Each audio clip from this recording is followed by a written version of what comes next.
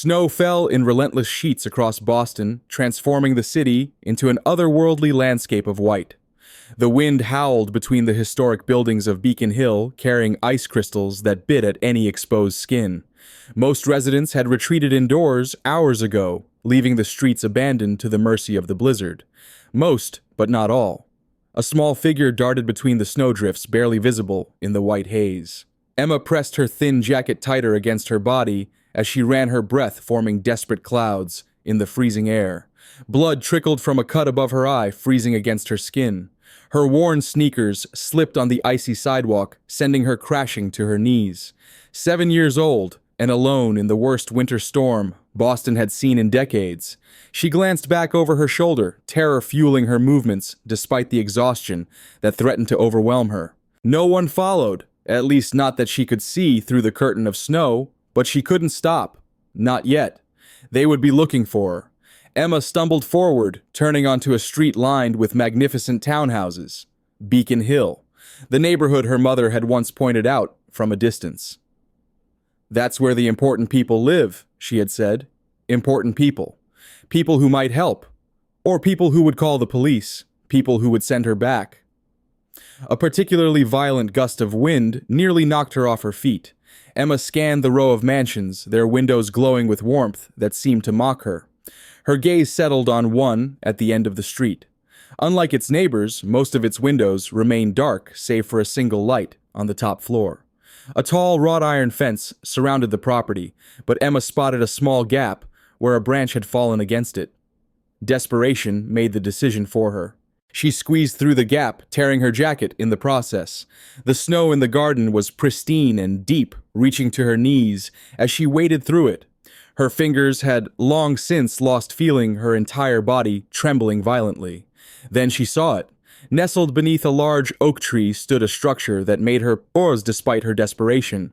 A doghouse, but not like any doghouse she had ever seen. This one was a miniature version of the main house, complete with tiny windows and a perfectly proportioned door. It looked warm, safe. Emma crawled inside her small frame, fitting perfectly into the space. It was dry inside, lined with some kind of insulation. No dog inhabited it. The interior remained pristine. She curled into a tight ball, clutching her backpack to her chest, and tried to quiet her chattering teeth. The sound of tires crunching on snow made her freeze. Headlights swept across the garden as a vehicle turned into the driveway. Emma peered through the small doghouse window, watching as a black SUV came to a stop. The driver's door opened, and a tall figure emerged, silhouetted against the blizzard. Michael Grayson stepped out of his vehicle, straightening his shoulders against the assault of the wind. At 45, the CEO of Grayson Construction commanded respect in any room he entered. Tonight, however, he felt none of the power that typically accompanied him. Tonight was December 24th, Christmas Eve, the anniversary. 3 years since the accident. 3 years since he had buried his wife and daughter. He adjusted his coat and grabbed his briefcase from the passenger seat. The board meeting had run late, as meetings often did when he was in charge. He preferred it that way. Work filled the hours, kept the memories at bay. But on this night, nothing could distract him from the ghosts that waited inside his empty house. Michael trudged through the snow toward the front door keys in hand. Something made him pause. A sensation. The prickling feeling of being watched. He turned slowly, scanning his immaculate garden, now blanketed in white. His gaze settled on the doghouse his daughter had begged him to build, a custom creation he'd commissioned from the same architect who designed their home. Elizabeth had been insistent that any dog of theirs would have the prettiest house on the block, though they had never gotten around to adopting the puppy she wanted. After the accident, he couldn't bring himself to remove it. Michael was about to turn away when he noticed something unusual. Tiny footprints in the snow leading directly to the doghouse. Too small to belong to an adult. He approached slowly, wariness mixing with curiosity. When he reached the structure, he crouched down, peering into the small doorway. A pair of wide, terrified eyes stared back at him. Michael stumbled backward, startled by the unexpected encounter. Inside his doghouse was a child. A little girl, no more than 7 or 8 years old, with a bloodied face and clothes that hung from her thin frame like rags. "Who are you?" His voice came out harsher than intended, rough with surprise. "What are you doing on my property? The girl shrank back, pressing herself against the rear wall of the doghouse. Her entire body trembled, whether from cold or fear, he couldn't tell. "Please," she whispered, her voice barely audible above the howling wind. "Can I sleep in your doghouse tonight? Just until the storm passes. I promise I'll leave in the morning." Something in her voice, in the desperate hope that tinged her words, struck Michael with unexpected force. In that moment, he saw another little girl, his Elizabeth. The way she would look up at him with complete trust, believing her father could fix anything. The memory tore through his carefully constructed walls. "You can't stay out here," he said finally, his voice softening slightly. "You'll freeze to death." The girl lowered her gaze to her lap. "I won't make a mess. I'll be quiet." Michael felt something twist inside his chest, an ache unfamiliar and unsettling. He knelt in the snow, bringing himself to eye level with the child. "What's your name?" "Emma." The word escaped like a secret. "Emma," he repeated, testing the sound. "How old are you?" "7. The same age Elizabeth would have been. The coincidence was not lost on him. Michael glanced up at his house, then back at the shivering child. The responsible thing would be to call the police, child services, someone equipped to handle a runaway. That was the logical course of action, but tonight logic seemed far away. "Come inside." He said the words, surprising him as much as they seemed to surprise her. "At least until you're warm." Emma stared at him, disbelief coloring her expression. "Inside?" "Yes, inside." He stood extending his hand toward her. Emma hesitated, looking from his hand to his face, searching for something. Deception, perhaps. A trap. The wariness in her young eyes spoke volumes about experiences no child should have. Slowly, she crawled out of the doghouse, still clutching her backpack. She didn't take his hand. Instead, she stood a careful distance away, ready to run if necessary. Michael led her toward the house, keenly aware of her footsteps trailing behind him. The silent procession through the snow felt surreal, like a dream he might have had long ago before life hardened him into the man he had become. The front door swung open, revealing the grand entryway of the Grayson mansion. Marble floors stretched beneath a crystal chandelier, the walls adorned with artwork worth more than most people made in a year. Emma stopped at the threshold, her eyes widening at the opulence before her. "I'll get everything dirty," she whispered, looking down at her soaked clothes and muddy shoes. "Floors can be cleaned," Michael replied, surprising himself with the gentleness in his voice. Emma stepped inside cautiously, her small feet leaving wet prints on the polished marble. Each step seemed like a question, asking permission to exist in this space. She looked around with quiet wonder, taking in the grandeur with silent reverence. "My name is Michael," he said, closing the door against the storm. "Michael Grayson." Emma nodded, but said nothing. Perhaps she didn't trust yet that she wouldn't be asked to leave, or perhaps she had learned that speaking often brought consequences. Michael led her through the house to the guest bathroom, a space larger than many apartments. Emma stood transfixed as he turned on the faucets, filling the marble bathtub with steaming water. "You need to get warm," he explained, placing a stack of clean towels nearby. "There's soap and shampoo. I'll find you some dry clothes." He left her alone, closing the door partially. In his bedroom, Michael searched through his closet, eventually finding a box he had tucked away long ago. Elizabeth's clothes, the ones he couldn't bring himself to donate or discard. He selected a pair of pajamas, simple ones without the princess patterns his daughter had loved. When he returned to the bathroom door, he heard the gentle splashing of water. He knocked softly. "I have some clothes," he said. "They might be a bit big, but they're warm and dry." A small hand reached through the crack in the door, accepting the offering without a word. While Emma bathed, Michael paced the hallway, his mind racing. What was he doing, taking in a strange child, offering her shelter clothes? His lawyer would have a field day with the liability issues alone, and yet he couldn't bring himself to regret the decision. Not tonight. He made his way to the kitchen, another rarely used space in his massive home.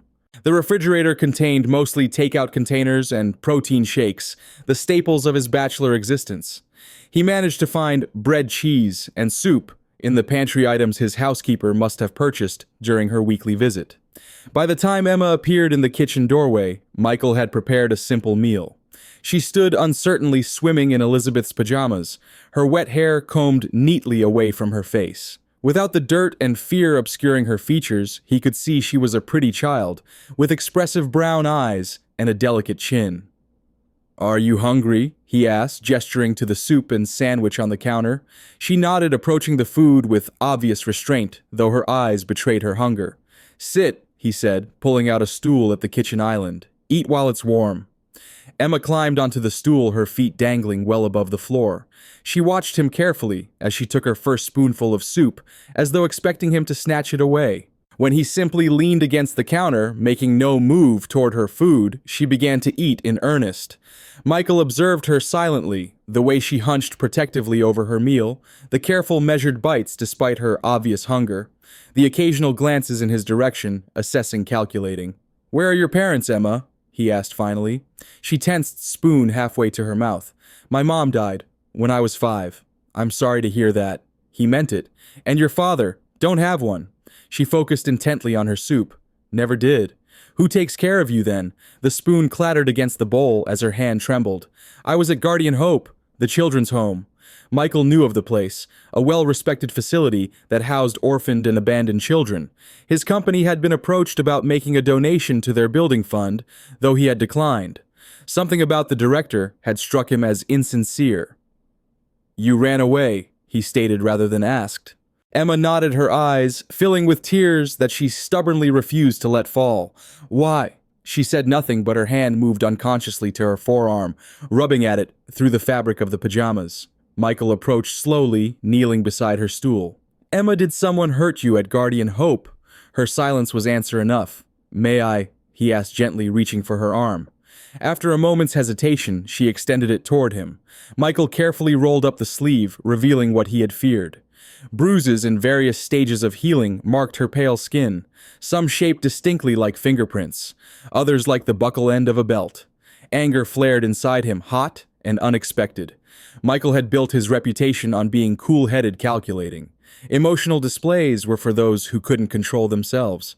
Yet the sight of those bruises on a child's arm awakened something primal within him. "Who did this to you?" His voice remained quiet, but with an edge that hadn't been there before. "Ms. Hayes," Emma whispered. "Rebecca Hayes. She runs Guardian Hope. Does she hurt other children too?" Emma nodded, a single tear escaping despite her efforts. "Jason got it worse yesterday. He couldn't even walk after. That's when I decided to run." Michael stood, his mind working rapidly. This was a matter for the authorities, clearly. Child abuse was a serious allegation, but something in Emma's expression made him pause. "Have you told anyone before about the abuse?" She wiped her tear away with the back of her hand. "A social worker came. I told her Ms. Hayes was hurting us. She said I was lying to get attention. Ms. Hayes locked me in the closet for 2 days after." The implication was clear. The system that was supposed to protect children like Emma had already failed her once. Would it fail her again? "You're safe here tonight," Michael said, the decision cementing itself in his mind. "Finish your food, then you should rest." "Can I sleep on the couch?" Emma asked timidly. "I promise I won't make a mess." The weight of those words, the fact that a child felt the need to negotiate for the privilege of sleeping on a couch, struck Michael deeply. "You'll sleep in the guest room," he replied, his tone leaving no room for argument. He led her upstairs to one of the many unused bedrooms in his house. The space was impeccably decorated in neutral tones, the bed large enough to swallow her small frame completely. Emma stood at the doorway, staring at the room as if it might disappear. "It's too fancy," she whispered. "It's yours for tonight," Michael said simply. Emma climbed onto the bed cautiously, as though expecting to be told it was all a joke. She sank into the plush mattress, her eyes wide with wonder. As Michael turned to leave, he noticed her slipping a piece of bread from her pocket into her backpack. A stash for later, an insurance policy against hunger. "If you need anything during the night, my room is down the hall to the right," he told her. She nodded, pulling the comforter up to her chin. "Thank you, Mr. Grayson." Michael paused in the doorway, struck by the formality from one so young. "You're welcome, Emma." He left the door slightly ajar and retreated to his study, a room lined with leather-bound books and dominated by a mahogany desk, the space where he spent most of his evenings when he was home, which wasn't often. Tonight, however, he found himself unable to focus on work. Instead, he poured a glass of scotch and moved to the window, watching the relentless snow blanket his garden. The doghouse was barely visible now, nearly buried in white. If he hadn't arrived when he did, what would have happened to Emma? The thought was troubling. Michael took out his phone, hovering his thumb over the screen. The responsible thing would be to call the police. Report finding a runaway child. Let them handle it. But then those bruises flashed in his mind. The fear in her eyes when she spoke of Guardian Hope. The bread hidden in her backpack. He set the phone down without making the call. Sleep eluded Michael that night. He found himself pausing outside the guest room door several times, listening to the soft, even breathing of the child within. Each time, relief washed over him upon confirming she was still there, still safe. Around midnight, he finally entered the one room in his house he normally avoided. Elizabeth's bedroom, preserved exactly as it had been the day of the accident. Her stuffed animals arranged on the bed, her drawings taped to the walls, her books neatly shelved. He sat on the edge of her bed, picking up the framed photo from her nightstand. Elizabeth and her mother Sarah smiling at the camera, their faces bright with joy. His perfect family, the one he had been too busy to appreciate until it was gone. "I miss you both," he whispered to the empty room, every day. For the first time in months, Michael allowed himself to cry, the tears falling silently onto the photograph in his hands. Morning arrived with pale sunlight filtering through the heavy clouds, the storm having spent its fury overnight. Michael stood in the kitchen preparing coffee when he heard soft footsteps approaching. Emma appeared in the doorway, still wearing Elizabeth's pajamas, her hair mussed from sleep. "Good morning," he said, surprised by the warmth in his voice. "Morning." She glanced toward the front door, then back at him. "The storm stopped." "So it has." Michael poured himself a cup of coffee, then retrieved milk from the refrigerator. "Are you hungry?" Emma nodded hesitantly. "I should go, though, like I promised." Michael studied her for a moment. The sensible thing would be to let her go, call the authorities anonymously, wash his hands of the situation. But the thought of sending this child back into the cold, back to a system that had already failed to protect her, sat uncomfortably in his chest. "The roads are still being cleared," he said instead. "Why don't you stay for breakfast? We can figure out what happens next after we eat." Relief flickered across her face, though she tried to hide it. "Okay." Michael wasn't much of a cook, but he managed to prepare eggs and toast, setting a plate before Emma at the kitchen island. As she ate, he turned on the small television mounted on the wall, flipping to the morning news for a weather update. The reporter was mid-sentence when Emma's fork clattered against her plate. "We're continuing our coverage of the search for 7-year-old Emma Winters, who went missing from Guardian Hope Children's Center yesterday afternoon," the reporter said as Emma's school photo appeared on screen. "Authorities are concerned for her safety, given the severe weather conditions overnight." The camera cut to a woman standing outside a brick building, microphone in hand. She was professionally dressed with shoulder-length blonde hair and a concerned expression that seemed practiced. "We are devastated by Emma's disappearance," Rebecca Hayes said, her voice trembling with apparent emotion. "She's a special child who requires medication for her condition. We're deeply worried about her safety, especially after last night's blizzard." Emma had gone completely still, her face drained of color. Emma suffers from emotional disturbances that can cause her to become confused and sometimes violent, Hayes continued. "If anyone sees her, please call the authorities immediately rather than approaching her. She needs professional help." "She's lying," Emma whispered, her voice tight with fear. "I'm not sick. I don't take any medicine." Michael studied the woman on the screen. Rebecca Hayes projected the perfect image of a concerned caretaker, but something in her eyes struck him as calculated. The way she emphasized Emma's supposed condition, the implication that the child was dangerous. "She's looking for me," Emma continued, panic rising in her voice. "If she finds me, she'll kill me. She said she would if I ever told anyone about what happens at Guardian Hope." The television continued showing police officers organizing a search party. "The community has rallied around Guardian Hope in this difficult time," the reporter narrated. "Ms. Hayes has been praised for her dedication to Boston's most vulnerable children." Michael turned off the television, his decision crystallizing. "Finish your breakfast, Emma. You're not going anywhere just yet." While Emma ate, Michael retreated to his study to make a phone call. Jack Sullivan had been his attorney for over a decade, handling everything from business contracts to personal matters. If anyone would know how to navigate this situation legally, it would be Jack. "You did what?" Jack's voice held a mixture of disbelief and resignation when Michael explained the situation. Mike, you can't just keep a missing child in your home. There's a police search underway. She's being abused at that facility, Jack. She has bruises all over her arms. Then report it. Let Child Services investigate. She already tried that route. They didn't believe her. Jack sighed heavily. Mike, I understand you want to help, but harboring a runaway minor is a serious offense. You could lose everything. Michael glanced through the study door, where he could see Emma still sitting at the kitchen island, her small shoulders hunched. I lost everything that mattered 3 years ago. Today, Jack. A long silence followed. This is about Elizabeth, isn't it?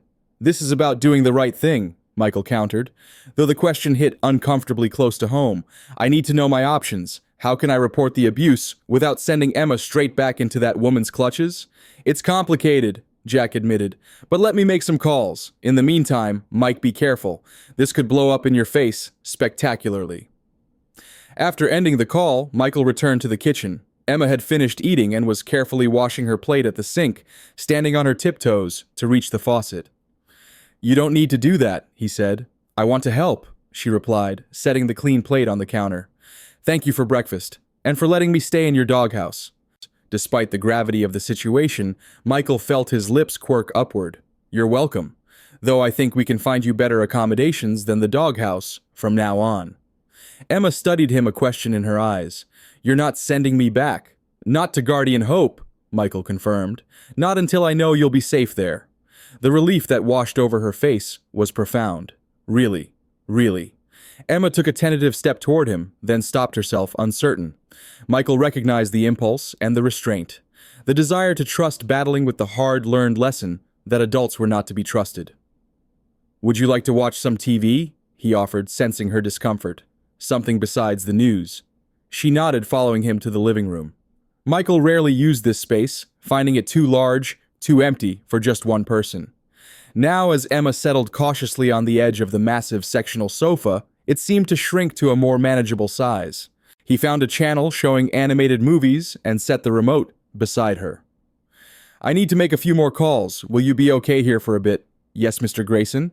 Michael, he corrected gently. You can call me Michael.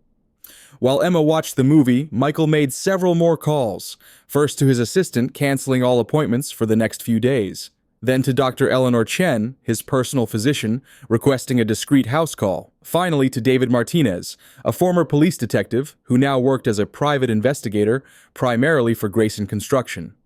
By midday, Dr. Chen had arrived, her discretion one of the many reasons Michael kept her on retainer. She examined Emma in the guest room, while Michael waited anxiously in the hallway. The physical injuries are consistent with abuse, Dr. Chen reported afterward, her expression grave. Bruises in various stages of healing malnutrition, signs of previous untreated fractures. Whoever has been responsible for this child has committed serious crimes, Michael. Will you document everything? Already done. She handed him a sealed envelope. Medical report and photographs should you need them. But, Michael, she added, lowering her voice, what exactly are you planning to do? This child needs proper authorities involved. I'm working on it, he assured her. Thank you for coming, Eleanor. After the doctor left, Michael found Emma back in the living room, once again perched on the edge of the sofa, as though afraid to take up too much space. Dr. Chen says you're underweight, he said, sitting beside her. What would you like for lunch? Anything you want? Emma looked startled by the question. Anything? Within reason, he amended with a small smile. I'm not sure we can get authentic sushi delivered in this weather. She considered for a moment. Could I have a grilled cheese sandwich with tomato soup? My mom used to make that when it snowed. The simplicity of the request, the glimpse into a happier past, tugged at something in Michael's chest. Grilled cheese and tomato soup, it is. While Michael prepared lunch, Emma grew more comfortable exploring the living room. She examined the bookshelves, running her fingers along the spines of leather-bound classics that were more for show than reading. She studied the few photographs displayed on the mantel, mostly of Michael at various business functions. Where are the pictures of your family? She asked innocently. Michael froze, spatula in hand. I don't have family, he said shortly. Emma sensed the shift in his mood and retreated to the sofa, her natural curiosity dampened by his response. They ate lunch in relative silence. Michael lost in thoughts, he typically avoided Emma, careful not to disturb his brooding. Afterward, while clearing the dishes, he noticed her glancing repeatedly toward the grand staircase. "Is something wrong?" he asked. Emma hesitated. "I left my backpack upstairs. Can I go get it?" "Of course. This is your home for now. You don't need permission to move around." Her eyes widened slightly at the phrase, "your home," but she said nothing disappearing up the stairs. Michael finished loading the dishwasher, a task he rarely performed himself, finding an odd satisfaction in the domestic activity. A soft gasp from upstairs broke the quiet. Michael tensed, listening. When no other sound followed, he made his way upstairs, concern quickening his steps. Emma wasn't in the guest room. The door to Elizabeth's room stood ajar, though he was certain he had closed it the night before. Michael found her standing in the middle of his daughter's bedroom, clutching her backpack to her chest, staring at the preserved shrine to a life cut short. The pink bedspread, the stuffed animals, the ballet slippers hanging from the bedpost, the photographs he couldn't bear to look at daily, but couldn't bring himself to remove. "You had a little girl," Emma whispered, turning to face him. Her eyes were filled with a wisdom beyond her years. "Like me." Michael stood frozen in the doorway, unable to speak. The room he had so carefully preserved, the memories he kept locked away, suddenly exposed to a stranger. "What was her name?" Emma asked softly. "Elizabeth." His voice cracked on the syllables. Her name was Elizabeth. Emma looked back at the photographs. A little girl with blonde hair and Michael's gray eyes, laughing on a swing. The same girl in a ballet costume, striking a pose.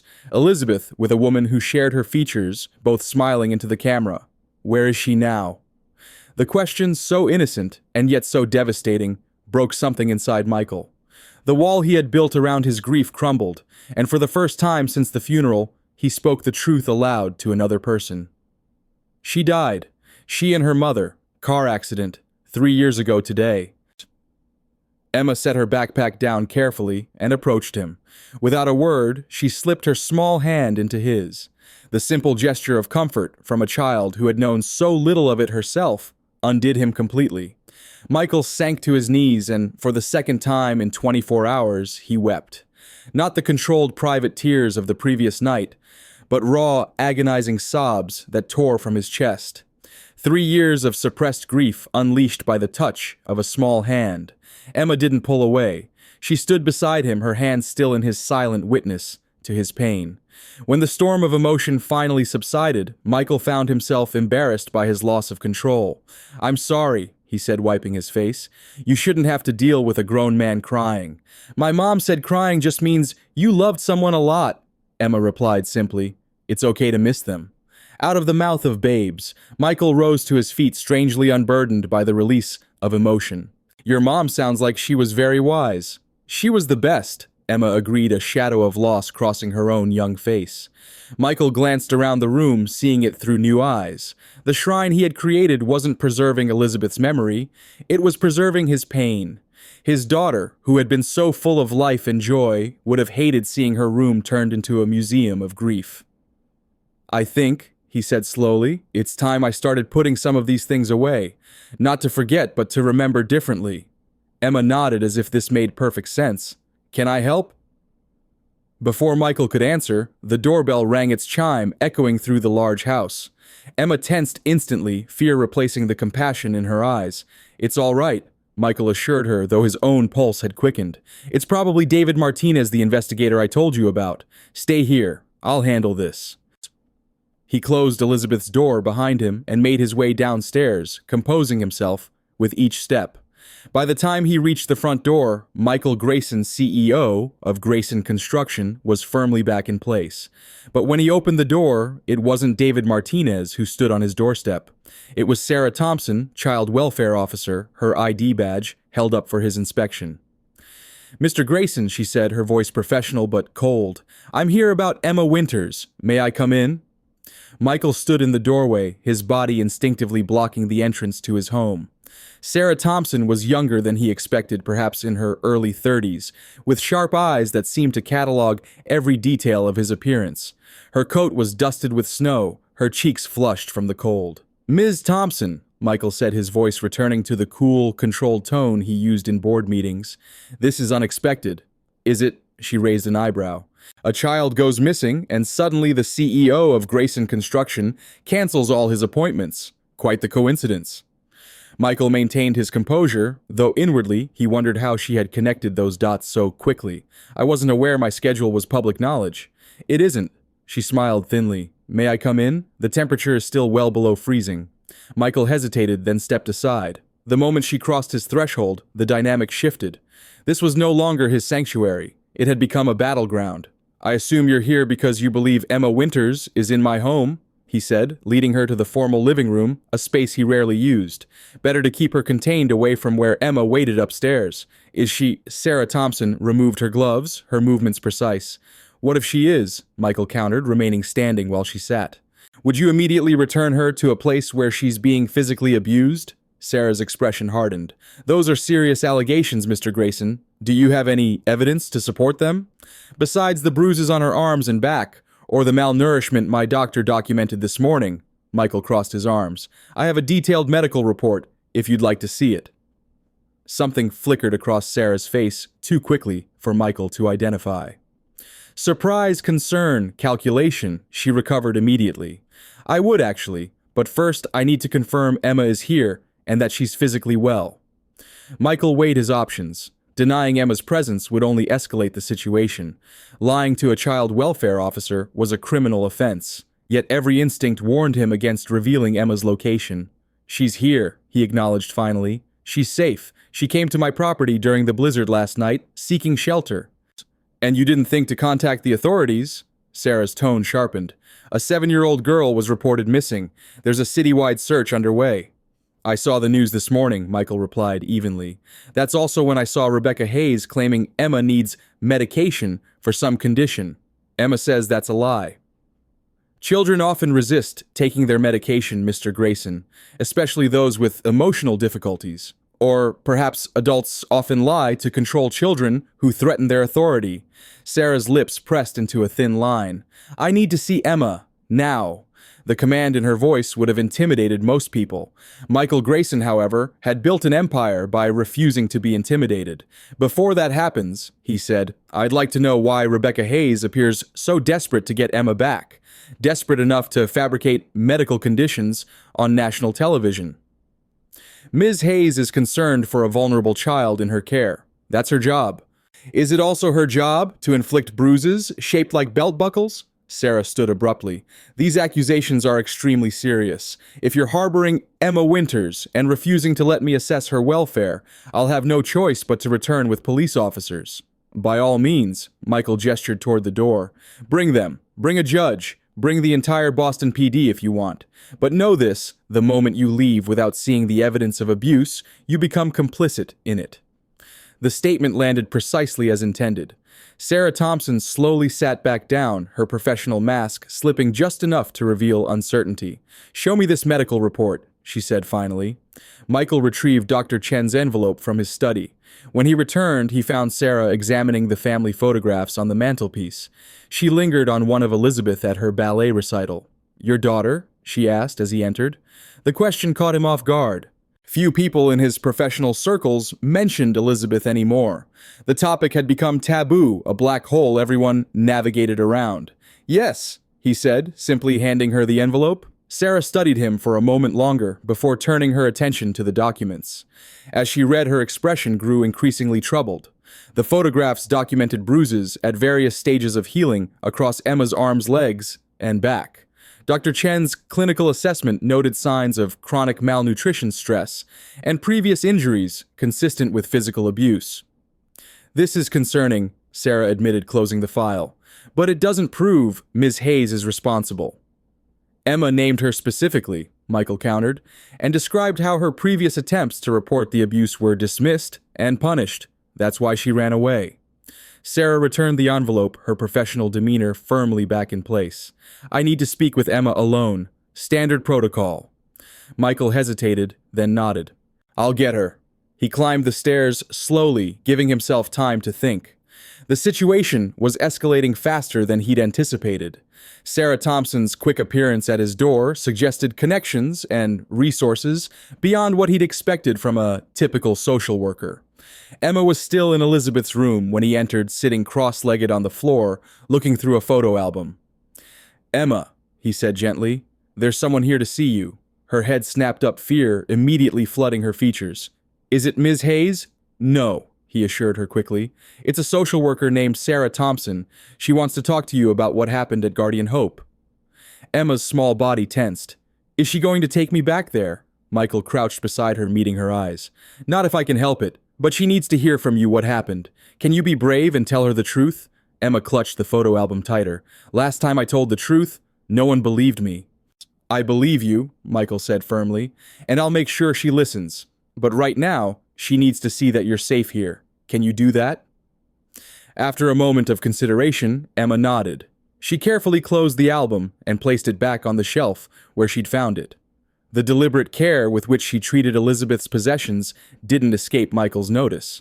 They descended the stairs together, Emma slightly behind Michael, her small hand clutching the back of his sweater.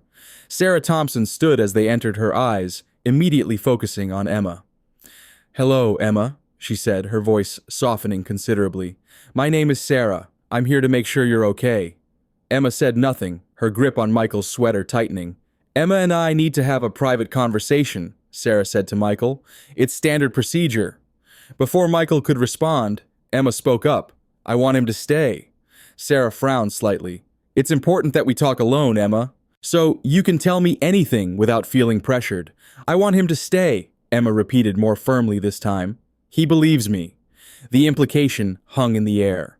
Unlike you, unlike the others, Michael felt a surge of protective pride at her courage. "All right," Sarah conceded. "Mr. Grayson can stay in the room, but he needs to sit over there while we talk." She pointed to an armchair several feet away. Michael complied, moving to the indicated chair while Emma perched on the edge of the sofa. Sarah sat beside her but maintained a respectful distance. "Emma, everyone's been very worried about you," Sarah began. "Can you tell me why you ran away from Guardian Hope?" Emma glanced at Michael, who gave her an encouraging nod. She took a deep breath. "Ms. Hayes hurts us, me and the other kids. She hits us when no one's looking. She locks us in the closet if we cry or tell anyone." "That sounds very frightening," Sarah said, her tone neutral. "Can you show me where she hurt you?" Emma reluctantly rolled up her sleeves, revealing the bruises Michael had seen earlier. Sarah examined them with clinical detachment. "Did you tell anyone at Guardian Hope about this?" Emma nodded. "The nice lady who brings books, and the man who checks our teeth. They said they'd tell someone, but nothing happened. Ms. Hayes found out I told, and Emma's voice faltered. "She said if I ever told again, I'd disappear, like Jason's sister." Michael straightened in his chair. "Who is Jason's sister?" "Lily," Emma said quietly. "She told on Ms. Hayes last year. Then one day she was gone. Ms. Hayes said she got adopted, but Jason never got to say goodbye, and none of the grown-ups will tell him where she went." Sarah Thompson's expression remained carefully neutral, but Michael noticed her knuckles whitening as she gripped her notepad. "Emma, did Ms. Hayes ever give you medicine?" Sarah asked. "Only when important people came to visit." "Pills that made me sleepy. She said it was to help me behave, but I don't need pills. I know how to behave." Emma's chin lifted slightly, a small gesture of defiance. "I see," Sarah made a note. "And how did you end up at Mr. Grayson's house?" Emma described her escape during the staff dinner, how she had wandered for hours in the snow before finding the doghouse in Michael's garden. As she spoke, Sarah's eyes occasionally flicked to Michael, assessing. When Emma finished her account, Sarah thanked her and asked if she could have a moment alone with Michael. Emma agreed reluctantly, retreating to the kitchen, but keeping both adults in her line of sight. "Her story is consistent with the physical evidence," Sarah acknowledged, her voice low. "But removing her from Guardian Hope requires more than just her testimony. We need corroboration, documentation, witnesses." "So you believe her," Michael pressed. Sarah hesitated. "Let's say I have concerns, significant ones, but Ms. Hayes has an impeccable reputation. Guardian Hope has received commendations for their work with troubled children. It will take more than bruises and a child's account to launch a formal investigation. What about the mysterious disappearance of this Lily that Emma mentioned? I'll look into it," Sarah promised, though something in her tone struck Michael as evasive. In the meantime, Emma needs to be placed in appropriate temporary care. She can stay here, Michael said immediately. Sarah shook her head. That's not possible, Mr. Grayson. You have no certification as a foster parent, no relationship to Emma, and frankly, your motives for wanting to keep her are questionable at best. My motives, Michael's voice cooled dangerously. A single man living alone who lost his daughter. Sarah gestured toward the photographs. Your interest in Emma could be seen as inappropriate. The implication ignited Michael's temper. You think I'm what, some kind of predator? Because I didn't turn away an abused child in a blizzard? I think you're a grieving father who may be projecting his feelings onto a vulnerable child, Sarah replied calmly. I think your intentions might be good, but your judgment is compromised. And you think sending her back to a woman who beats her shows better judgment? Michael stood towering over Sarah. You saw the medical report. You heard Emma's testimony. Yet your solution is to put her back into the system that failed her. I didn't say I was returning her to Guardian Hope, Sarah clarified. There are other placement options. Emergency foster homes, temporary shelters, where she'll be just another case file, another problem to manage. Michael shook his head. She stays here until a proper investigation into Rebecca Hayes is completed. I have the resources to ensure Emma's safety and well-being. That's not your decision to make, Mr. Grayson. Then whose is it? Yours, the same system that ignored her previous reports of abuse. Michael lowered his voice, aware of Emma watching from the kitchen. I'll petition the court for emergency temporary custody if necessary. I'll hire the best family law attorneys in Massachusetts. Are you prepared for that battle, Ms. Thompson? Sarah studied him, her expression unreadable. You barely know this child. Why are you willing to go to such lengths for her? The question penetrated Michael's armor, forcing him to confront a truth he'd been avoiding since finding Emma in his garden. Why was he fighting so hard? Was it merely guilt, projection, or something deeper? Because someone has to, he said finally. Someone has to stand between her and the people who want to hurt her. Today, that someone is me. Sarah gathered her notes and stood. I'll be submitting my report to my supervisor. We'll be in touch, Mr. Grayson, soon. As she moved toward the door, she paused beside Emma in the kitchen. Take care, Emma. I'll be checking on you. After Sarah left, Michael stood at the window, watching her car navigate the still snowy street. Emma approached silently, standing beside him. Is she going to take me away? She asked quietly. Not today, Michael assured her, though doubt gnawed at him. And not if I can help it. The doorbell rang again, less than an hour later. This time, it was David Martinez, the private investigator Michael had called earlier. In his mid-50s with salt and pepper hair, and the watchful eyes of someone who had seen the worst of humanity, Martinez carried himself with the quiet confidence of a man who knew how to find answers. Michael led him to the study, leaving Emma engrossed in a movie in the living room. You've stepped in it this time, Mike, Martinez said without preamble, once the door closed behind them. Half of Boston PD is looking for that little girl. I know. A social worker was already here, Michael replied. What have you found about Guardian Hope? Martinez opened his laptop. On paper, it's squeaky clean. Opened 8 years ago. Funded primarily through private donations and state grants. Rebecca Hayes has been the director from day one. Masters in child psychology from Boston University, serves on several child welfare committees, regular guest speaker at conferences. Too perfect, Michael mused. What about below the surface? That's where it gets interesting. Martinez pulled up financial records. Guardian Hope receives substantially more funding than similar facilities of its size. Most of it comes through a shell company called Horizon Charitable Trust. I'm still tracing the money, but initial digging suggests the trust has connections to some high-end international adoption brokers. Michael frowned. International adoptions. How does that connect to abused children? I'm not sure yet, but there's more. And Martinez swiped to another document. I ran a background check on Rebecca Hayes. The credentials are mostly legitimate, but there are discrepancies. For one, there's a 3-year gap in her employment history that she's filled with supposed consulting work that I can't verify. What about during those 3 years? I found a Rebecca Hayes working at a private orphanage in Eastern Europe during that time. Same age, similar background. The facility was shut down after allegations of child trafficking, but no charges were ever filed. Most of the records were sealed or conveniently disappeared. Michael absorbed this information, the pieces beginning to form a disturbing pattern.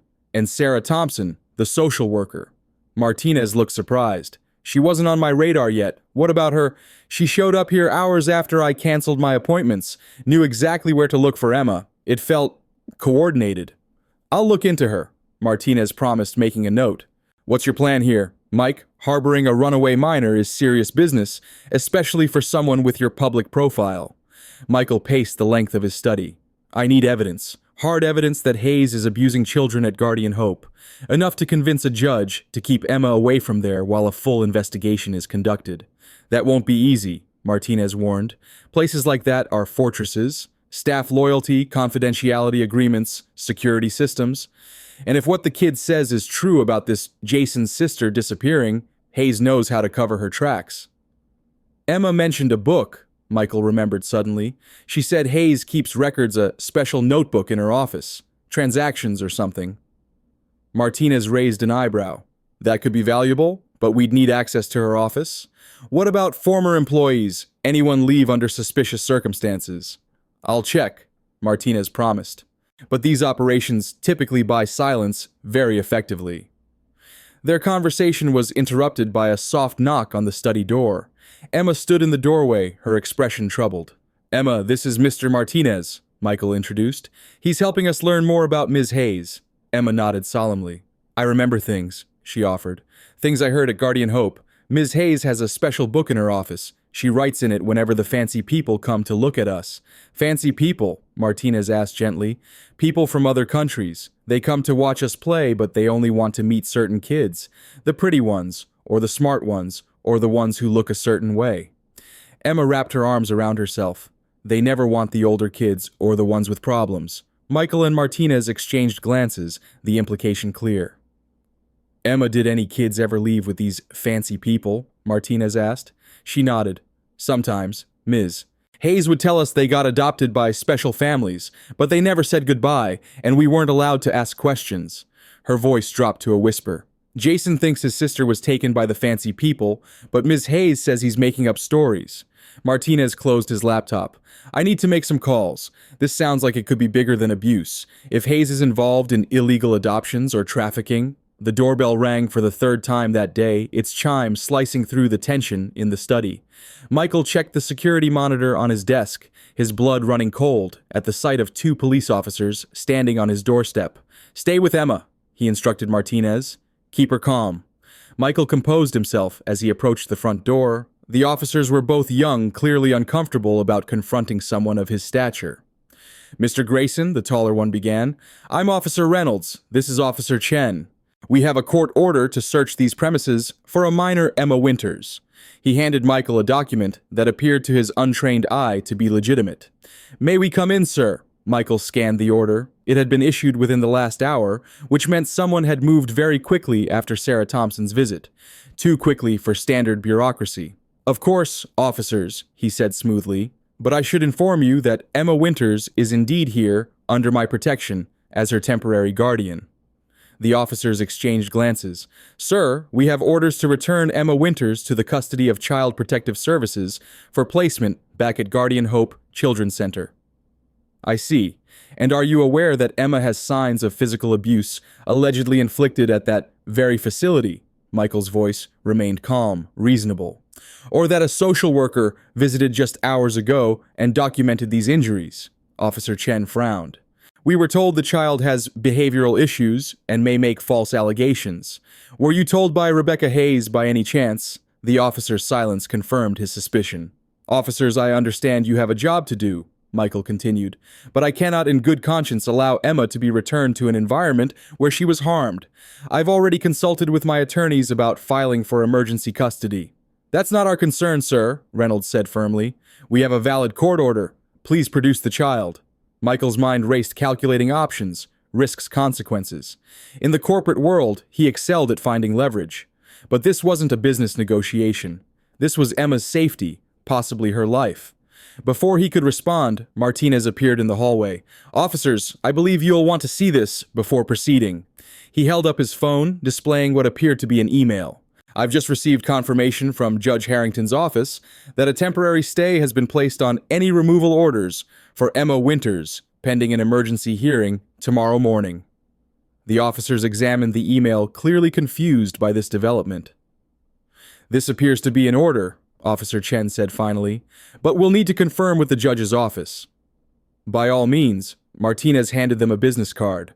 "I'm a licensed investigator working this case. That's my contact information when you've confirmed the stay." After the officers left to make their calls, Michael turned to Martinez.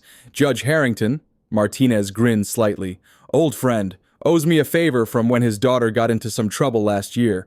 The stay is legitimate, but it's only good until tomorrow's hearing. That gives us, 18 hours? Less," Martinez corrected. "The hearing is at 9 a.m., and Mike, we need more than Emma's testimony and some bruises. Hayes has connections influence. She'll bring an army of character witnesses singing her praises."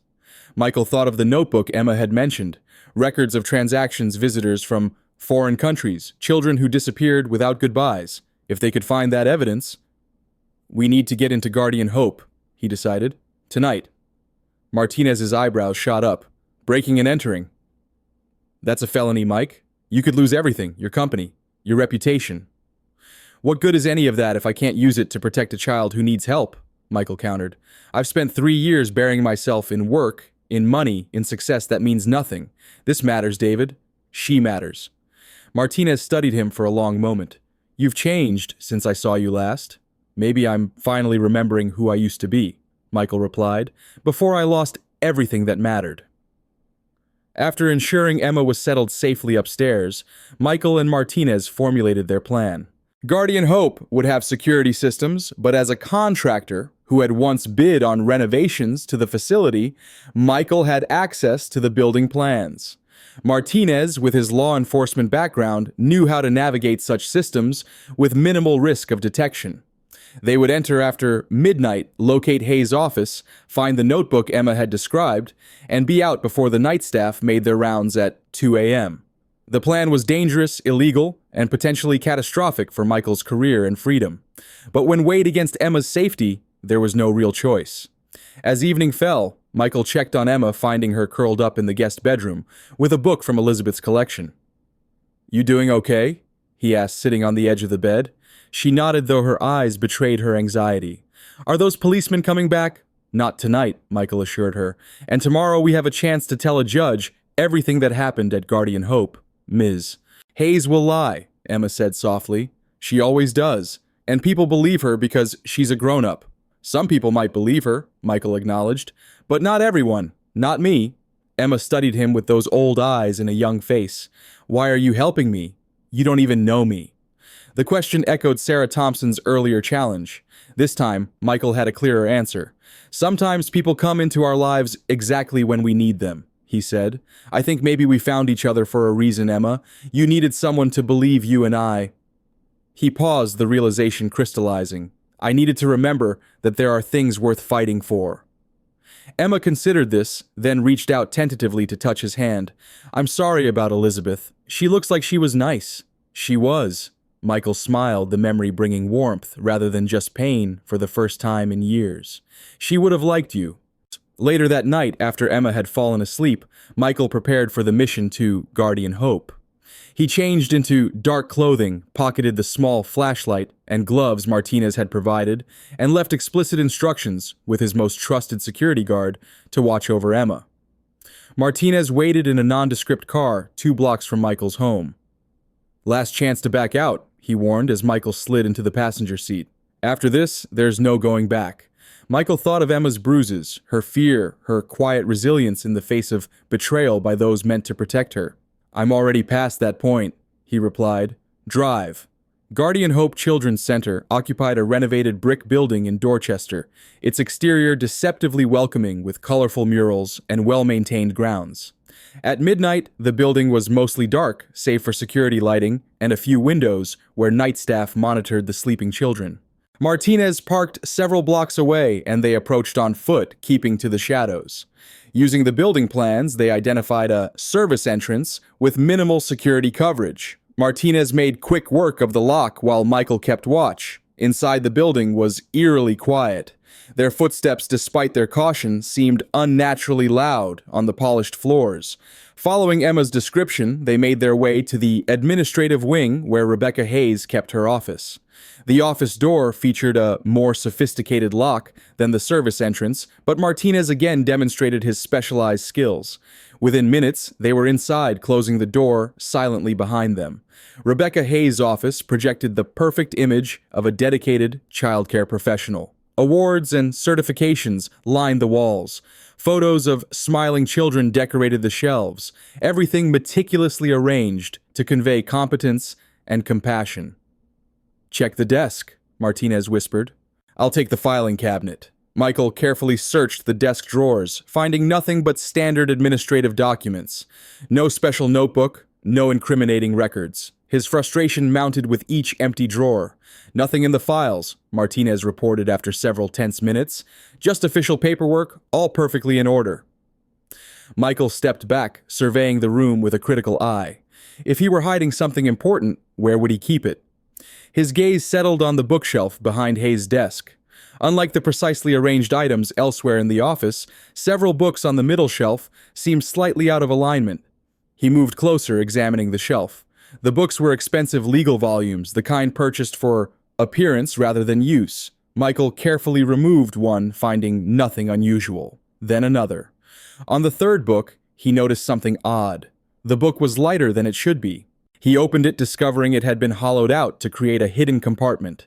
Inside lay a small, leather-bound notebook, exactly as Emma had described. Michael's heart raced as he flipped through the pages. The notebook contained dates, initials, amounts, and coded descriptions. Some entries were marked with symbols he didn't recognize. "David," he whispered urgently, "I found it."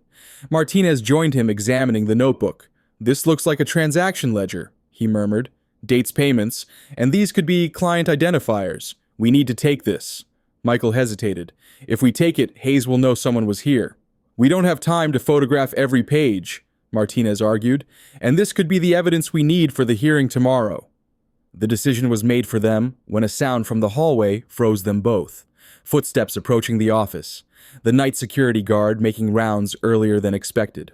Martinez quickly closed the hollowed book and returned it to the shelf while Michael pocketed the notebook. They moved silently to the wall beside the door, flattening themselves against it as the footsteps drew nearer. The doorknob turned slowly. Michael held his breath, adrenaline flooding his system. If they were caught, everything would be lost.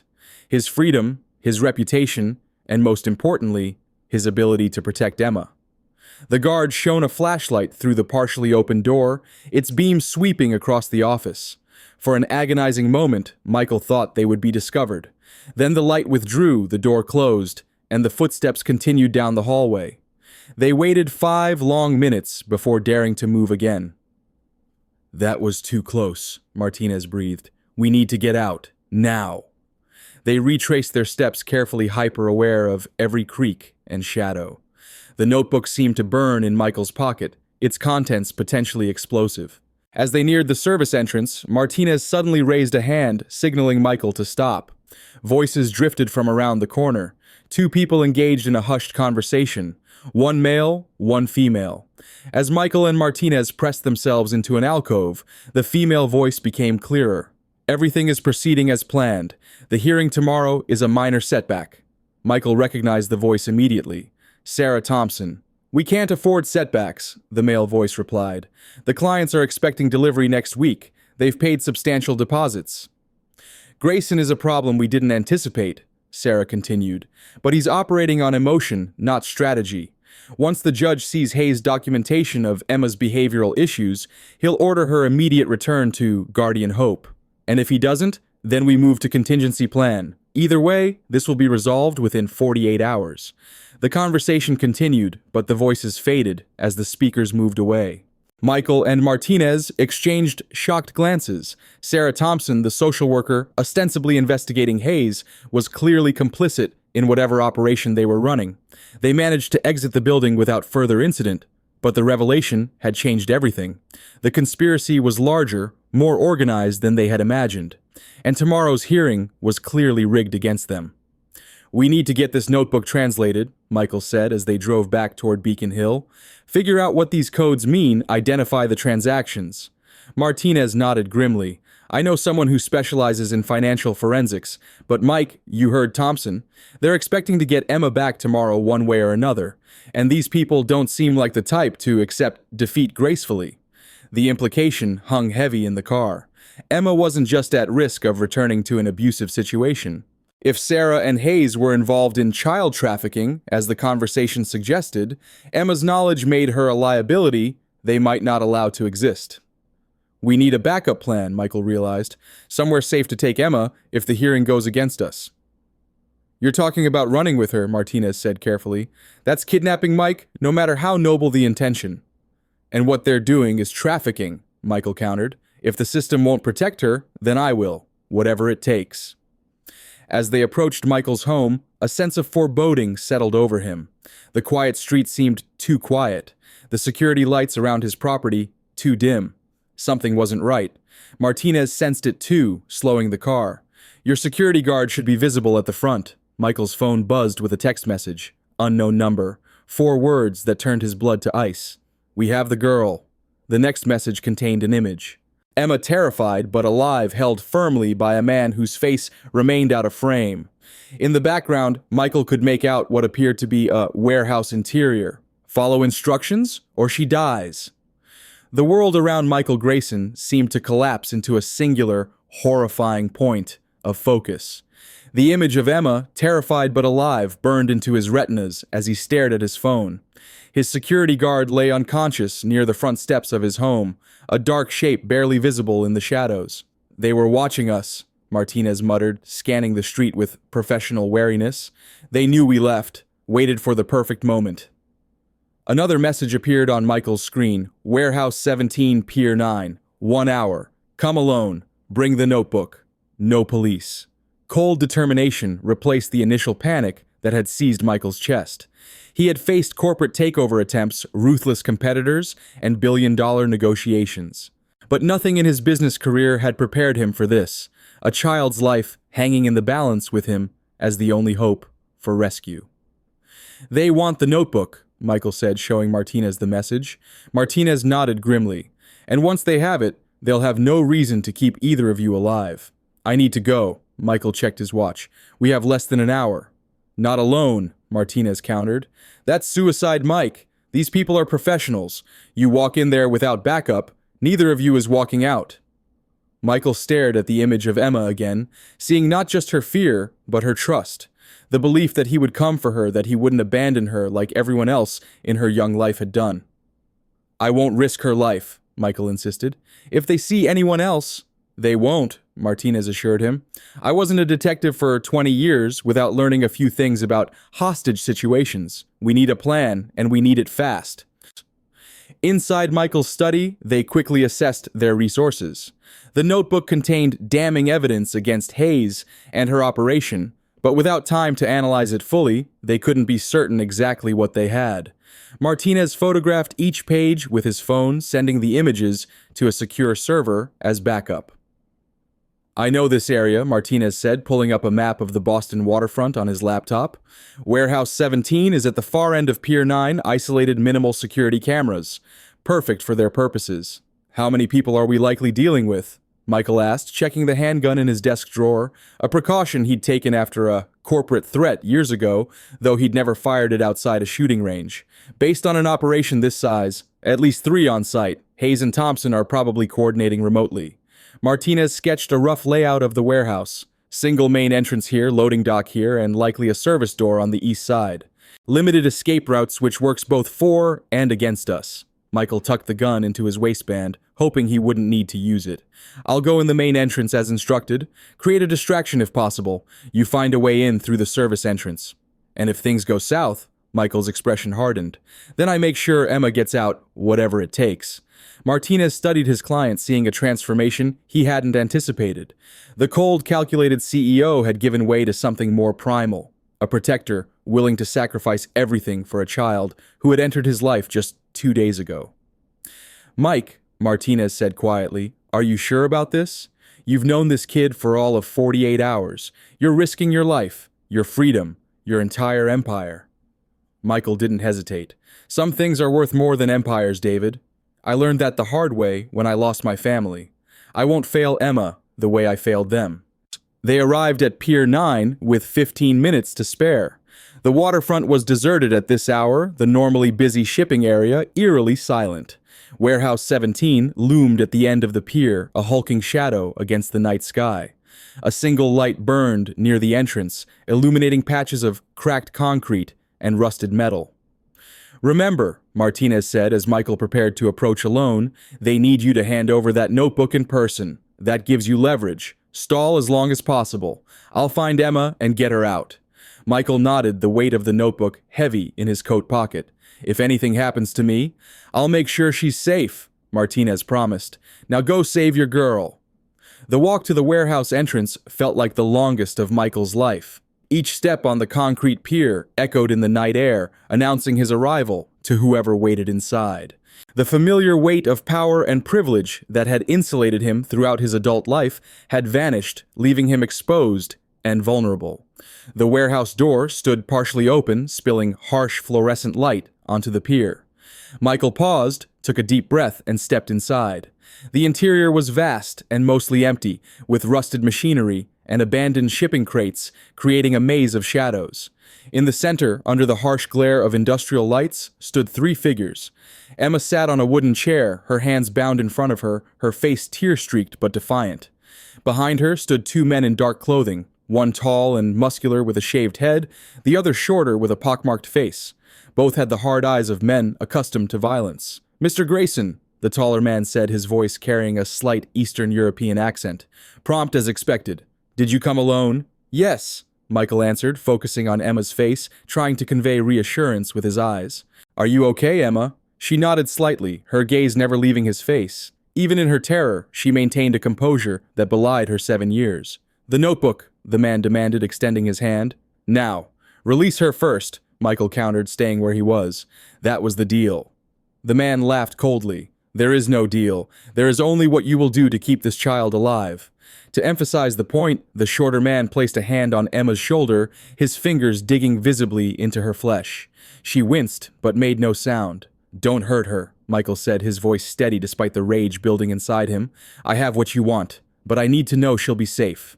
"Your concern is touching," a new voice said from the shadows.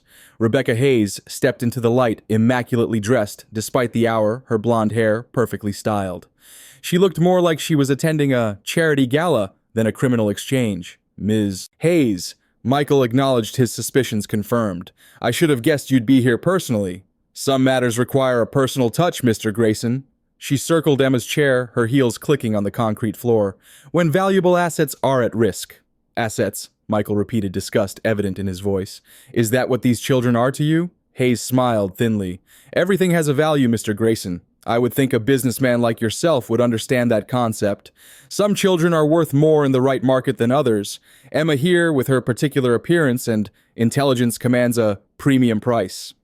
The casual admission of human trafficking turned Michael's stomach, but he maintained his composure. Every moment he kept Hayes talking was another moment for Martinez to get into position.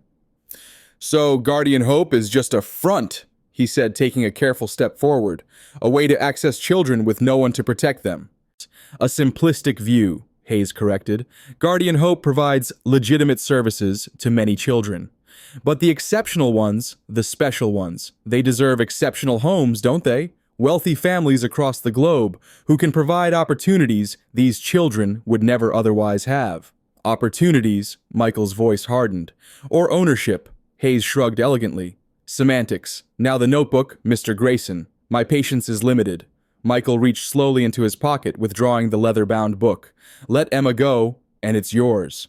"I don't think you understand your position here," Hayes replied. "You don't make demands. You comply, or the child dies.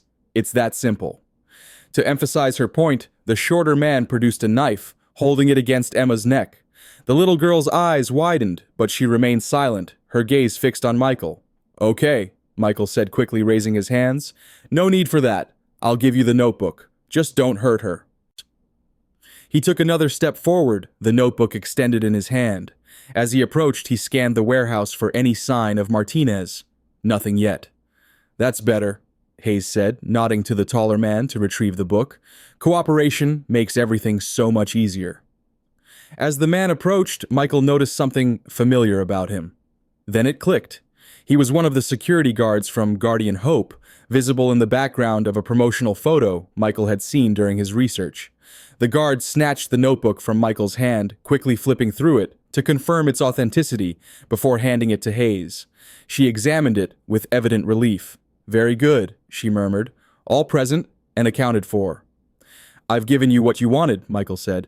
"Now let Emma go." Hayes closed the notebook, a smirk playing across her lips. "I'm afraid that's not possible, Mr. Grayson. Emma has seen and heard too much, as have you." The shorter man tightened his grip on Emma, causing her to whimper. The sound ignited something primal in Michael, a protective fury he hadn't felt since the days when Elizabeth was alive. "You won't get away with this," he said, his voice dangerously quiet. "People know where I am. Important people. If anything happens to me or Emma, they'll tear your operation apart." "A bluff," Hayes dismissed. "We've been running this business for 8 years, Mr. Grayson. We know how to make problems disappear." "Like Lily?"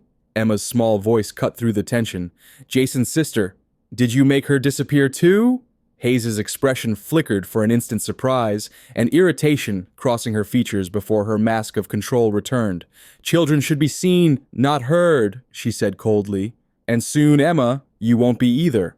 The threat hung in the air, but Michael noticed something Hayes had missed, a shadow moving behind the stacked crates to their left. Martinez was in position. Michael needed to create a distraction. He took another step forward, drawing the guard's attention. "Whatever you're planning, it won't work. I made copies of the notebook, sent them to my lawyer, the police, the FBI." "Another bluff?" Hayes said, though uncertainty crept into her voice. "You didn't have time. Are you willing to bet your operation on that?" Michael pressed. "Your freedom, your life. Because I guarantee if anything happens to Emma or me, those copies will find their way to every law enforcement agency in the country." As he spoke, Michael saw Martinez slip closer, now directly behind the shorter guard, holding Emma. "Enough of this," Hayes snapped, her composure cracking. "Finish them both. Now." The taller guard reached inside his jacket, but before he could draw his weapon, the warehouse erupted into chaos. The overhead lights suddenly cut out, plunging the space into darkness, save for the emergency exit signs, casting an eerie red glow. Michael moved, instantly diving toward Emma's position. He collided with the shorter guard, sending them both crashing to the floor. In the dim red light, he saw Martinez pulling Emma from the chair, cutting her bonds with a swift movement. Gunshots echoed through the warehouse, the muzzle flashes briefly illuminating the chaos. Michael felt rather than saw the bullet that grazed his arm, a hot line of pain that he pushed aside through sheer adrenaline. "Emma!" he called out, desperate to locate her in the darkness. "Here!" Martinez's voice came from his right. "East exit, move!" Michael scrambled to his feet, disoriented in the darkness. He made out Hayes' silhouette as she fled toward a side door, the notebook clutched in her hand. For a split second, he was torn between pursuing her and reaching Emma. It wasn't really a choice. He ran toward Martinez's voice, finding them crouched behind a stack of crates. Emma launched herself into his arms the moment he appeared, clinging to him with desperate strength. "I knew you'd come," she whispered fiercely. "I knew you wouldn't leave me." "Never," Michael promised, holding her tightly. "I will never leave you."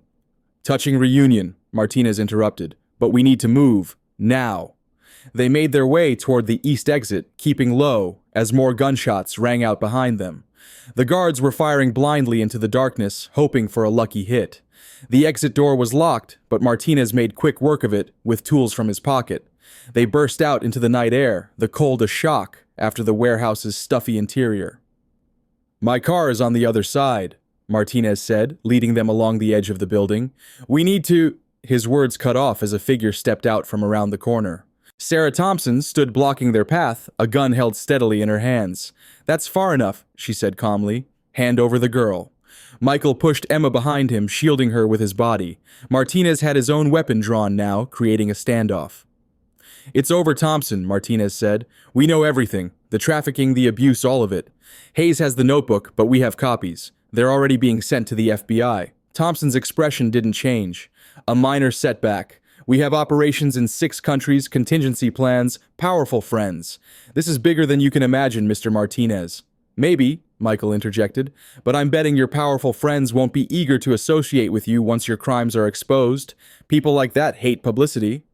A flicker of uncertainty crossed Thompson's face, quickly masked. "Step aside, Grayson. The girl comes with me. You've caused enough trouble." "No," Michael replied, simply the word carrying the weight of absolute certainty. "She stays with me." Thompson's finger tensed on the trigger. "Then you'll both die here." What happened next unfolded in seconds that felt like hours. As Thompson began to squeeze the trigger, Emma darted out from behind Michael, her small voice ringing with conviction. "I remember you," she said, pointing at Thompson. "You came to Guardian Hope last year when Lily disappeared. You talked to Ms. Hayes in her office. I heard you. You said the buyers paid extra for blonde girls. You said Lily would fetch a good price in Dubai." Thompson's focus shifted to Emma for a crucial second. A second Martinez used to his advantage. His hand moved in a blur, knocking Thompson's gun aside as it fired. The bullet struck the ground harmlessly. Before Thompson could recover, Martinez had her disarmed and pinned against the warehouse wall. "Sarah Thompson," he said formally, "you're under citizen's arrest for conspiracy to commit child trafficking, kidnapping, and attempted murder. You have the right to remain silent." As Martinez secured Thompson with zip ties, Michael knelt beside Emma, checking her for injuries. "Are you hurt? Did they do anything to you?" She shook her head, her small face solemn in the dim light. "I'm okay. I remembered what you said about being brave." The sound of sirens in the distance cut through the night air. Martinez had managed to alert the authorities after all. "We need to go," he said urgently. "Now, Hayes is still out there with the notebook." "Let her run," Michael replied, lifting Emma into his arms. "We have the evidence that matters." They made it to Martinez's car just as police vehicles began swarming the pier. Rather than fleeing, Martinez drove directly to the first police cruiser, identifying himself as a licensed investigator. Within minutes, they were surrounded by officers, the warehouse secured, and Thompson taken into official custody. Emma refused to let go of Michael, clinging to him, even as paramedics attempted to examine her. Only when he promised to stay right beside her did she allow them to check her for injuries. "You're a very brave girl," the female paramedic told Emma as she applied antiseptic to a cut on her arm. "One of the bravest I've ever met." Emma looked up at Michael, a small smile breaking through her exhaustion. "I had help." As dawn broke over Boston Harbor, Michael and Emma sat side by side in the back of an ambulance, thermal blankets wrapped around their shoulders. Detective Sergeant Carlos Vasquez of Boston PD's Special Victims Unit stood before them, notebook in hand. "This is just preliminary," he warned, "but based on what we're seeing here, Hayes was running an international adoption scheme with a side of trafficking. Thompson was her contact inside social services, helping to identify children and falsify paperwork." "What happens now?" Michael asked, his arm protectively around Emma's shoulders. "We've got an APB out for Hayes," Vasquez replied. "The feds are involved now too. This operation likely crosses state lines, possibly international borders. It's going to be a big case. And Emma," the detective's expression softened, "she's a key witness. We'll need her testimony when the time comes. As for her immediate placement," he hesitated, glancing at the child who was now dozing against Michael's side. "Normally she'd go back into the system, but given the circumstances and your willingness to provide emergency care," hope flickered in Michael's chest. "Are you saying she can stay with me?" "Temporarily," Vasquez cautioned. "There will need to be a formal hearing, background checks, home studies, the whole process. But given your resources and the extenuating circumstances, I can push for an emergency placement in your care pending those proceedings." "Thank you," Michael said, meaning it more deeply than he'd ever meant those words before. As the detective moved away to coordinate with other officers, Emma stirred, her eyes fluttering open. "Are we going home?" she asked sleepily. Home. The word resonated through Michael, carrying a meaning it hadn't held in 3 long years. "Yes," he promised, smoothing her tangled hair. "We're going home." The emergency custody hearing took place at 9 a.m. as scheduled, though under vastly different circumstances than anyone had anticipated. Judge Eleanor Harrington, a stern woman in her 60s with a reputation for fairness, presided over the hastily arranged proceeding. Michael, still wearing the clothes from the previous night's ordeal, stood beside his attorney, Jack Sullivan. Emma sat in the front row, attended by a court-appointed advocate. The events at the warehouse had made immediate headlines with preliminary charges filed against Sarah Thompson, and a nationwide search underway for Rebecca Hayes. This is an unusual situation, Judge Harrington observed, reviewing the hastily assembled documents before her. Mr. Grayson, you're requesting emergency temporary guardianship of a minor with whom you have no prior relationship or connection. Under normal circumstances, this would be summarily denied. Michael nodded, fully aware of the legal obstacles. Yes, Your Honor. However, the judge continued, these are not normal circumstances. The child's previous placement has been compromised by criminal activity. The designated social worker assigned to her case is currently in custody facing serious charges. And according to Detective Sergeant Vasquez's statement, you risked your life to ensure the child's safety. She peered over her reading glasses directly at Michael. Why? Why would a man of your position and resources risk everything for a child you've known for less than 72 hours? The courtroom fell silent, waiting for his answer. Michael took a deep breath, searching for words that could possibly explain the profound shift in his priorities, his perspective, his very sense of self. 3 years ago, he began, his voice steady despite the emotion behind it. I lost my wife and daughter in an accident. I was supposed to pick them up, but I was caught in a meeting I deemed more important. By the time I arrived, it was too late. The judge's expression remained neutral, but her eyes softened slightly.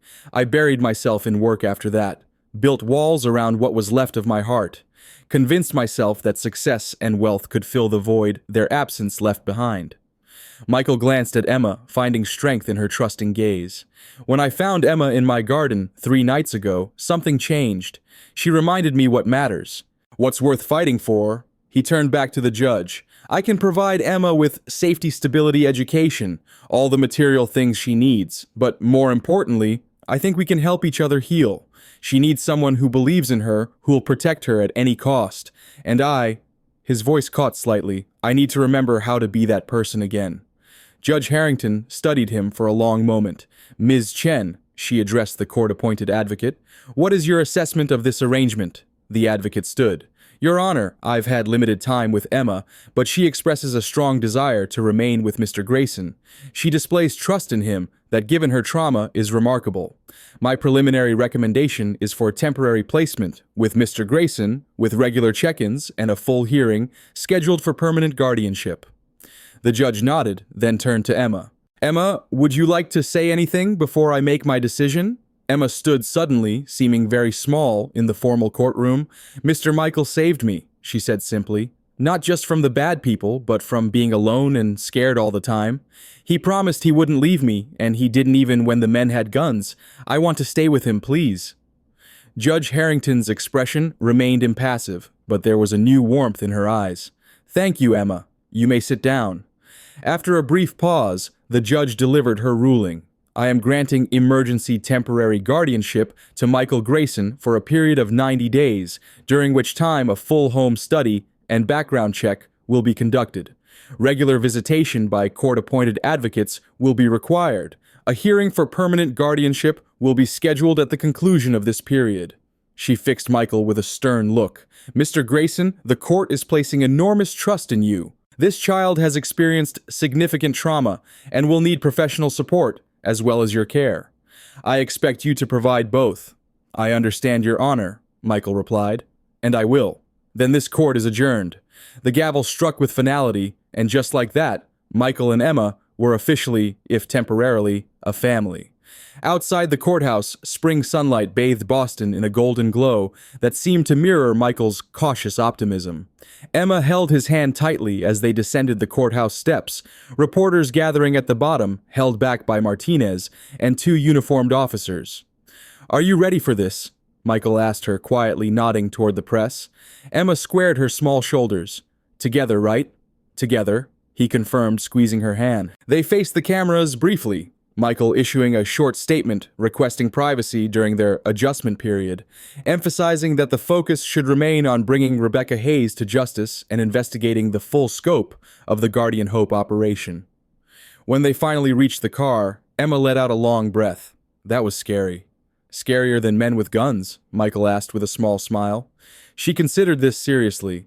Different scary. Can we go home now? Home.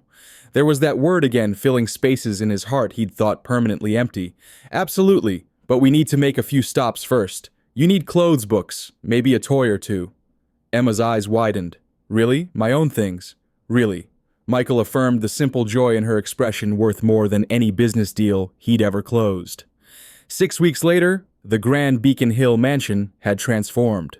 The formal spaces remained largely unchanged, but other areas had blossomed with life. Emma's room, not the guest room she'd first stayed in, but a newly decorated space she had helped design, burst with color and personality. Books filled the shelves, drawings covered the walls, and a collection of stuffed animals populated her bed. Elizabeth's room had changed too. No longer preserved as a shrine to grief, it had been carefully packed up, the most precious mementos moved to a beautiful memory box in Michael's study. The space was being renovated into a playroom, a place for new memories to form alongside the honored remembrance of those lost. Emma's nightmares, frequent in those first weeks, had gradually become less common. The child psychologist Dr. Martinez had reported steady progress in their twice-weekly sessions. Emma was resilient, the doctor explained, with an extraordinary capacity for trust, despite her experiences. Rebecca Hayes had been apprehended trying to cross the Canadian border 3 days after the warehouse incident. The notebook, combined with Emma's testimony and evidence seized from Guardian Hope, had unraveled an operation spanning 3 continents. 6 other staff members had been arrested, and 27 children, identified as potential trafficking victims, were now in protected care. The investigation had revealed connections to wealthy clients in Europe, the Middle East, and Asia, though many used intermediaries and shell companies to maintain deniability. The scandal had rocked Boston's philanthropic community, where Hayes had cultivated relationships with powerful donors who now scrambled to distance themselves. Michael had taken a leave of absence from Grayson Construction, appointing his COO as interim chief executive while he focused on Emma and the upcoming permanent guardianship hearing. The corporate world, once the center of his existence, had receded in importance, becoming just one aspect of a life newly rich with purpose. On a warm Sunday afternoon in June, Michael and Emma sat in the garden behind the house, working together on a project. The doghouse where they had first met was being renovated, painted white with bright blue trim to match the main house. "Do you think it's ready for the sign?" Emma asked, setting down her paintbrush. "I think it's perfect," Michael agreed, reaching for the small wooden plaque they had created together. Emma had insisted on making it herself, though Michael had helped with the wood burning. The plaque read, "For every child still searching for home, and for those who have found one." As they attached it above the doghouse door, Emma grew contemplative. "Do you think there are a lot of kids like me who don't have homes?" Michael nodded soberly. "More than there should be. We should help them," she declared with the simple conviction of childhood. "We have this big house and lots of money. We should help them find homes too." The idea took root immediately in Michael's mind, expanding with possibilities. A foundation, a network of vetted foster families, advocacy for system reform, real meaningful change. "Emma Grayson," he said, testing the name they both hoped would soon be official. "I think that's the best idea I've ever heard." She beamed at him, paint smudged on her cheek, happiness radiating from her in waves. "Can we start tomorrow?" Michael laughed, a sound that had once been rare in this garden, but now came easily and often. "We can start right now. Let's go inside and make a plan." As they gathered their painting supplies, a car pulled into the driveway. Jack Sullivan, Michael's attorney, stepped out waving a folder. "Jack," Michael called, setting down the paint cans. "We weren't expecting you today." Jack approached with a broad smile. "Couldn't wait until tomorrow. Judge Harrington expedited your case. Final hearing is scheduled for next Monday." Emma's grip on Michael's hand tightened. "What does that mean?" Jack crouched down to her level.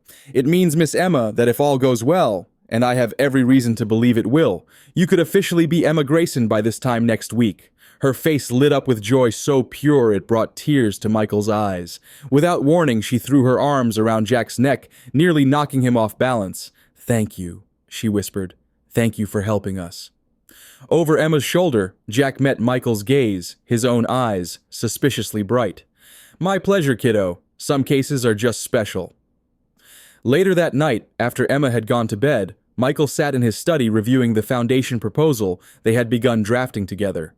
The Emma Grayson Foundation for Children's Advocacy, a legacy not built on steel and concrete, but on compassion and second chances. His phone buzzed with a message from Martinez. Hayes talking, naming names. This goes deeper than we thought. Some very powerful people involved. Michael wasn't surprised. In his business career, he had glimpsed the dark underbelly of wealth and power often enough to know that influence could be wielded for terrible purposes. But he had also learned through Emma that the greatest power lay in standing between the vulnerable and those who would harm them. Another message followed. You sure you want to take this on? These people play for keeps. Michael thought of Emma sleeping peacefully down the hall, of Elizabeth and Sarah watching over them both, of the children still waiting for someone to fight for them. The answer required no thought at all. Absolutely, he typed back. Some things are worth fighting for. He set down his phone and walked to the window, looking out at the garden bathed in moonlight. The doghouse stood in silent testimony to how quickly life could change, how a chance encounter could rewrite the future. Michael had once built his identity on corporate towers and financial empires.